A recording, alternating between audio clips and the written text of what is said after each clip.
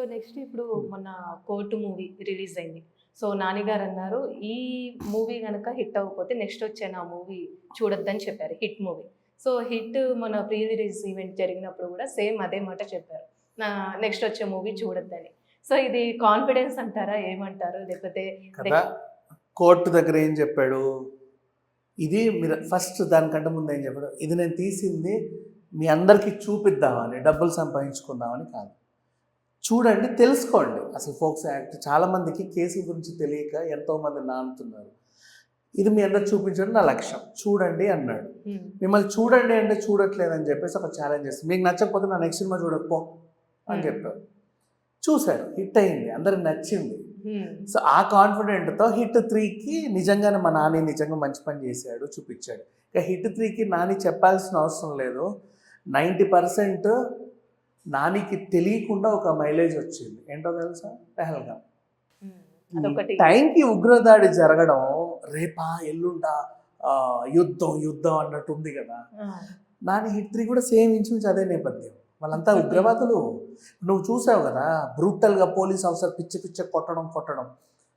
అది నువ్వు ఇక్కడ చూస్తే ఏంటి రక్తపాతం అన్నావు, సినిమా చూస్తే భలే ఉంది అనే ఫీల్ వస్తుంది నీకు. ఎందుకంటే వాడు ఉగ్రవాది. వాడు అంతకుమించి ఇంకేం చేసావు? ఉగ్రవాది అంటే ఎవడు ఇప్పుడు మనము 10 మంది టిఫిన్ చేయడానికి వెళ్తే అక్కడ బాంబు పేలుస్తాడు, అమాయకుల్ని చంపేసేవాడు. మరి వాడిని కిరాతకంగానే కదా చూడాలి. అలా చూపించిన సినిమా అది. సో నానికి ఇప్పుడున్న కాన్ఫిడెంట్ ఏంటంటే, తనకు తెలుసో లేదో తెలియదు కానీ పెహల్గాం వల్ల సినిమాకి అయితే బిగ్గెస్ట్ అడ్వాంటేజ్, ఇది ఇంకా బాగా ఆడొద్ది. సో కాన్ఫిడెంట్గా చెప్పుకుంటాడు, ఇది నచ్చకపోతే నేను నెక్స్ట్ సినిమా చూడకండి, నెక్స్ట్ సినిమా ఎప్పుడన్నా తర్వాత సంగతి. బట్ నెక్స్ట్ ఏముంది, ప్యారడైజ్. అది కూడా ఇంతే, అది ఇంకా బీభత్సమైన రక్తపాతం, మీకు తెలియదు. ప్యారడైజ్ మొన్న ఒక చిన్న గ్లిమ్స్ రిలీజ్ అయింది. ఒక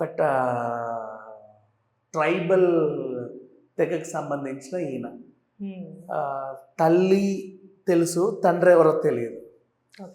ఆ ఫ్రస్ట్రేషన్లో వాళ్ళ అమ్మని జనాలు ఏదన్నా ఒక మాట అంటే పడని వ్యక్తి ఏమన్నా చేసేస్తాడు. అట్లా ఆ సినిమా సాగింది. సో నాని ప్రెజెంట్ మంచి ఫామ్లోనే ఉన్నాడు చెప్పాలంటే. సో ఈ మూవీ కూడా హిట్ అయ్యే ఛాన్స్ 100% హిట్ అయిపోతుంది. Okay sir, thank you so much.